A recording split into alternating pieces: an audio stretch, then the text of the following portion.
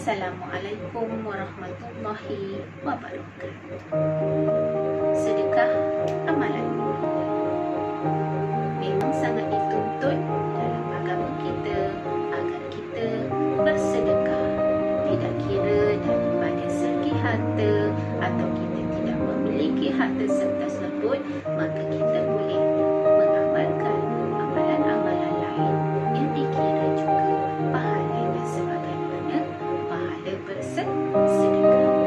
Hari ini kita akan sama-sama belajar satu lagi tajuk hadis, iaitu sedekah kunci kebaikan.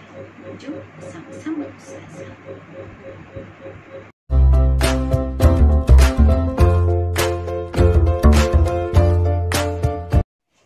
Mari kita lihat hadis sedekah kunci kebaikan. Bismillahirrahmanirrahim. An Abi Hurairah radhiyallahu anhu qala Rasulullah sallallahu alaihi wasallam, kullu sulama minan nasi alaihi sadaqah, kulla yawmin tatlu'u fihi syamsu ta'dilu bainal isnaini sadaqah, wa tu'inu ar-rajula fi dabatihi fatahmiluhu 'alaiha aw tarfa'u lahu 'alaiha mata'ahu sadaqah, wal kalimatu thayyibatu sadaqah, wa kullu khutwatin tamshiha ila shalah sadaqah, wa tumitul adza 'anit tariqi sadaqah. Muttafaqun alaih. Apa maksud hadis yang Ustazah baca tadi? Hadis yang Ustazah baca tadi bermaksud setiap sendi di tubuh badan manusia ialah sedekah baginya. Setiap sendi di tubuh badan manusia adalah sedekah baginya. Setiap hari yang terbit padanya matahari, setiap hari yang terbit padanya matahari, kamu berlaku adil terhadap dua orang yang bertelingkah ialah sedekah.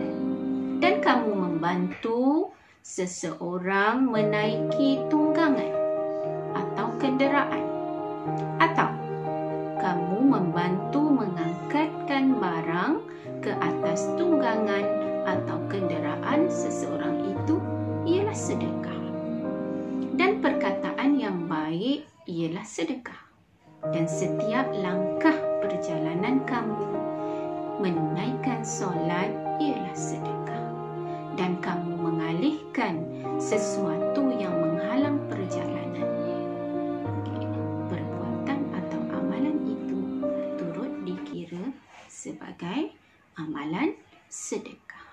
Itu maksud hadis yang Ustazah baca tadi. Kita lihat apa maksud sedekah. Sedekah dari segi bahasa bermaksud pemberian. Manakala dari segi istilah, sedekah bermaksud sesuatu pemberian yang bertujuan untuk kita mendekatkan diri kepada Allah Subhanahu wa Ta'ala. Jabir bin Abdullah radhiyallahu anhu meriwayatkan bahawa Rasulullah sallallahu alaihi wasallam bersabda, kullu ma'rufin sadaqah. Apa maksudnya anak-anak? Setiap perbuatan baik itu dikategorikan atau diterima sebagai amalan sedekah. Hadis ini diriwayatkan oleh Al-Bukhari. Kita lihat di dalam hadis yang Ustazah baca tadi, ada 6 amalan yang mana dikira pahalanya sebagai pahala sedekah. Kita lihat yang pertama, berlaku adil dalam tindakan mendamaikan dua orang yang bertelingkah. Apa maksudnya di sini ialah kita sebagai orang tengah apabila melihat sesuatu pertelingkahan atau pergaduhan di antara dua orang kawan kita contohnya, maka apa yang perlu kita buat ialah damaikan. Kenapa kita perlu mendamaikan mereka? Okey, kerana kelebihan mendamaikan orang yang bertelingkah itu ialah kita menghalang mereka daripada melakukan perkara yang tidak disukai oleh Allah dan Rasul. Selain daripada itu, ia boleh mententeramkan hati kedua-dua belah pihak yang pada waktu tersebut sudah pasti membara dengan api-api kemarahan. Itu antara kelebihan kita mendamaikan dua orang yang bertelingkah. Sekiranya kita melakukan perbuatan atau amalan tersebut, maka kita dikira mendapat pahala seolah-olah kita bersedekah. Itu amalan yang pertama. Apa pula amalan yang kedua? Amalan yang kedua ialah kita membantu orang menaiki kenderaan, atau disebut dalam hadis ialah tunggangan. Maksudnya di sini ialah kita membantu atau memberi tumpang kepada orang yang tidak mempunyai kenderaan, tumpangkan dia ke destinasi yang dituju oleh individu tersebut. Maka kita dapat pahala bersedekah.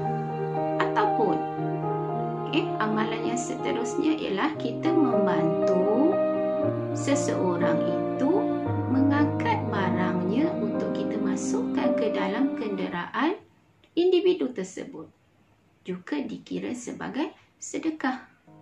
Apa kelebihannya di sini ialah kita memberi keselesaan kepada orang lain yang memerlukan bantuan kita. Maksudnya kita meringankan tulang kita. Kita beri ulur bantuan. Contohnya yang biasa kita boleh tumpangkan ialah warga emas, orang kelainan upaya, ibu mengandung. Maka itu sekiranya kita lakukan, maka kita akan mendapat pahala seolah-olah kita bersedekah wang ringgit. Selain daripada itu, dua amalan yang kita buat itu juga dapat meringankan beban golongan tersebut. Ustazah terus kepada amalan seterusnya. Wal kalimatu tayyibatun shadaqah.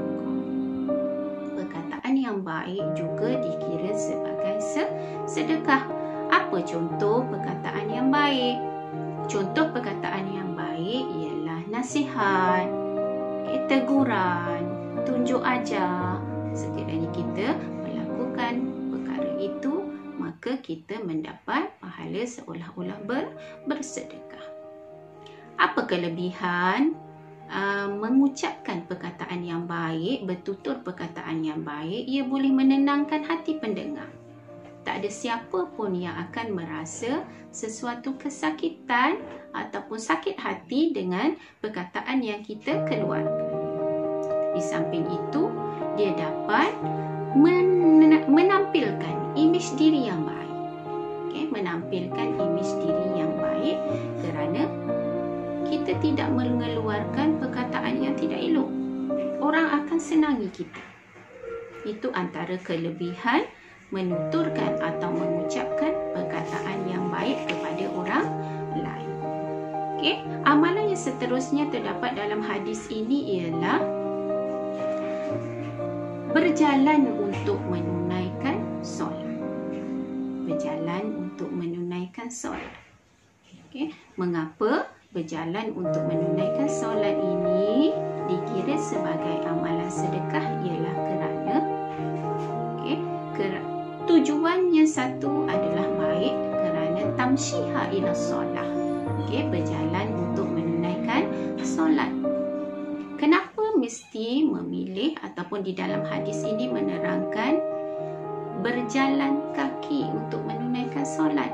Kerana orang yang berjalan kaki untuk menunaikan solat ini ditingkatkan darjatnya dan dihapuskan dosa jika ataupun terutama sekiranya dia menunaikan atau pergi ke masjid dalam keadaan dia berwuduk. Selain daripada itu, sebenarnya orang yang berjalan untuk menunaikan solat ke masjid, dia berpeluang untuk melakukan amalan sedekah yang lain. Mungkinlah dalam perjalanan dia ternampak sesuatu yang berbahaya menghalang perjalanan, maka dia alihkan. Bermaksud dua sudah amalan sedekah yang dilakukannya. Ataupun dalam perjalanan dia lihat ada antara golongan yang perlu dia bantu, maka dia bantu, dapat lagi dia pahala untuk amalan bersedekahnya. Selain daripada itu, berjalan untuk menunaikan solat juga sebenarnya dia dapat mengamalkan gaya hidup yang sihat. Dia dikira sebagai riyadhah dia. Yang seterusnya, mengalihkan sesuatu yang berbahaya di jalan. Wa tumitul aza 'anit tariqi shadaqah. Maksudnya di sini ialah apabila dalam perjalanan, contohnya kita nampak pokok tumbang, contoh saya bagi contoh di sinilah, pokok tumbang yang menghalang perjalanan, maka kita cuba alihkan ke tepi untuk memudahkan pengguna jalan tersebut melalui jalan tersebut. Selain daripada itu, antara kelebihannya ialah kita dapat mengurangkan risiko kemalangan. Bukan semestinya pokok tumbang, apa-apa jua yang menghalang perjalanan, kita alihkan, letak ke tepi, mudah orang lain lalu, maka amalan yang kita lakukan itu menunjukkan keimanan kita kepada Allah, membantu orang lain, maka bagi kita adalah pahala bersedekah. Kita lihat pula pengajaran hadis. Pengajaran hadis yang boleh Ustazah terangkan kepada anak-anak di sini, yang pertama ialah kita hendaklah sentiasa memanfaatkan masa kita, tenaga kita, usia kita, kemahiran kita untuk perkara-perkara yang baik sahaja. Supaya apa? Supaya kita menjadi orang yang bertakwa. Itu pengajaran yang pertama. Pengajaran yang seterusnya ialah kita hendaklah membantu orang menaiki kenderaan atau membantu orang mengangkat barang-barangnya ke dalam kenderaan agar Allah mudahkan urusan kita. Selain daripada itu, kita hendaklah sentiasa bertutur atau bercakap perkara-perkara yang baik, kerana ia merupakan tanda keimanan kita kepada Allah dan hari akhirat. Yang seterusnya, pengajaran daripada hadis ini ialah kita hendaklah sentiasa berusaha agar kita menunaikan solat berjemaah di masjid, kerana amalan ini amat besar pahalanya. Kerana amalan solat berjemaah di masjid, walaupun kita tahu berat untuk kita lakukannya, kenapa? Kerana ia amat besar fadilat atau kelebihannya. Pengajaran yang terakhir ialah kita hendaklah cuba atau berusaha mengalihkan sesuatu yang berbahaya di jalan agar tidak memudaratkan orang lain.